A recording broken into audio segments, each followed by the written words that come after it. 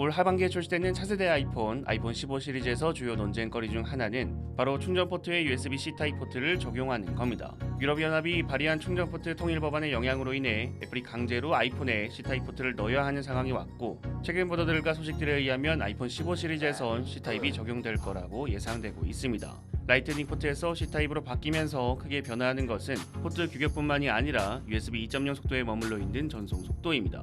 맥이나 아이패드와 같은 다른 애플 제품군에선 썬더볼트로 도배를 해놓으면서 애플 생태계에서 가장 중요한 제품인 아이폰에, 그것도 심지어 플래그십 라인의 전송 속도가 USB 2.0인 것은 아무리 무선으로 대부분의 기능을 활용하는 아이폰이라 하더라도 문제라고 볼 수 있습니다.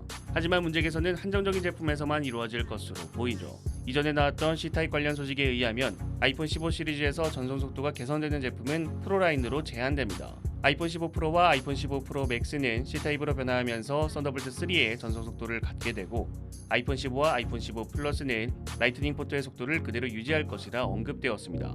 프로로우 사진 촬영과 프로레스 영상 촬영을 지원하는 프로 모델은 빠른 데이터 전송 속도가 필요하기 때문에 업그레이드가 필요하고, 프로로우와 프로레스를 지원하지 않는 일반 라인업은 전송 속도를 올려야 할 명분이 존재하지 않는다 정도로 생각할 수 있는데, 프로라인만 전송 속도를 올리는 게 다시 보니 선녀일 수도 있다는 소식이 나왔습니다.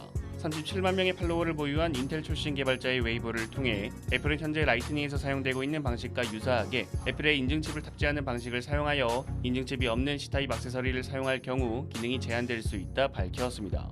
애플은 애플에서 직접 제조하는 공식 액세서리가 아닌 타사에서 제조하는 서드파티 액세서리에 메이드 포 아이폰, 아이패드, 아이팟, MFI라 불리는 라이센스를 부여합니다. 이는 공식 액세서리와 같은 성능과 같은 안정성을 가졌다는 의미의 인증입니다. 애플은 MFI를 통해서 액세서리 제조업체들에게 라이센스 비용을 받습니다. 지금까지 애플이 아이폰에 라이트닝을 고수한 이유도 이 MFI 인증 비용이 상당하기 때문에 포기할 수 없어 C 타입을 적용하지 않았던 것으로 예상이 되죠.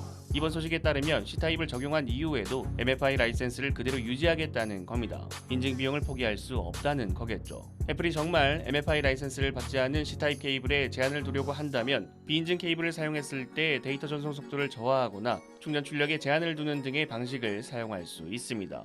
하지만 이번 소식은 애플이니까 그럴 수도 있지 않을까 하는 정도이지 현실성은 떨어진다고 생각됩니다. 이미 C 타입을 적용한 아이패드에서 케이블에 따른 제한은 두고 있지 않고, 결정적으로 아이폰에 C 타입을 적용하게 만든 이유에 충전 단자 통일 법안 자체가 혁신을 저해하고 환경오염을 야기하는 독자 교육을 막기 위한 의미로 나온 거기 때문에, 만약 애플이 C 타입에서도 MFI를 통해 차등을 둔다고 하면 의미에서 많이 벗어나게 됩니다. 애플이니까 설마 하는 걱정 없이 C 타입은 우리에게 온전히 다가왔으면 좋겠네요. 여러분들이 생각하시는 아이폰의 C 타입에 대해서 댓글을 남겨주시면 감사드리겠습니다. 시청해주셔서 감사합니다. 지금까지 알비였습니다.